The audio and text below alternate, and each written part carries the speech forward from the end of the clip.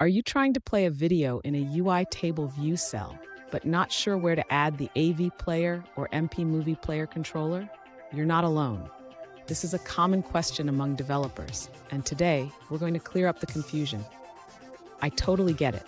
It can be really frustrating when you want to implement a feature, but you're not sure how to do it correctly. Many developers face this challenge, especially when dealing with video playback in table views.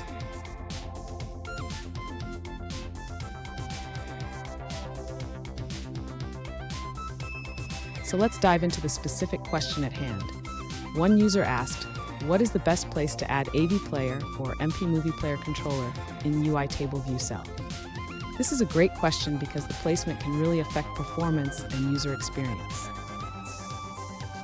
Understanding where to place your video player is crucial. If you put it in the wrong spot, you might face issues like memory leaks or poor performance.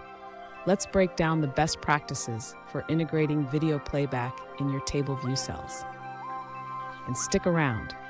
At the end of this video, I'll share a pro tip that can help you optimize video playback even further.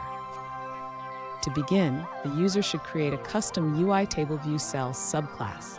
This subclass will be responsible for managing the video player.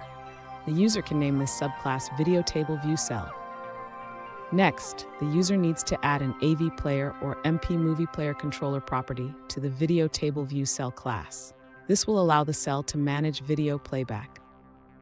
Now the user should configure the video player in the cell's layout method.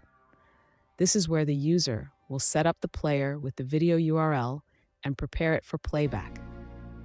After that, the user should implement the play button action. When the user taps the play button, the video should start playing. This can be done by calling the play method on the player. Finally, the user should ensure proper memory management.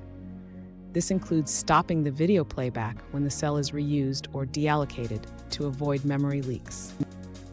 Fun fact, did you know that the first video players were built for VHS tapes? Now we can stream high-definition videos right in our apps. Technology has come a long way. Now, let's look at the answers provided by other users.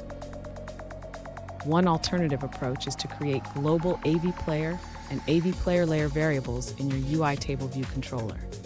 This user found that by attaching these to a cell when selected, scrolling remains smooth, memory usage is minimal, and only one video plays at a time.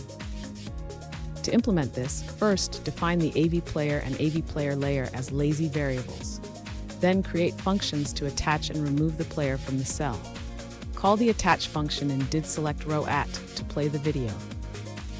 Finally, to prevent videos from playing during scrolling, use the UI scrollViewDelegate method. ScrollView will begin dragging to remove the player. Here's that pro tip I promised. Use a lightweight video player library that handles memory management for you. This can save you a lot of headaches down the line. And there you have it. You now know the best practices for adding AVPlayer or MPMoviePlayerController in UITableViewCell. If you found this video helpful, please subscribe for more tips and tricks on app development.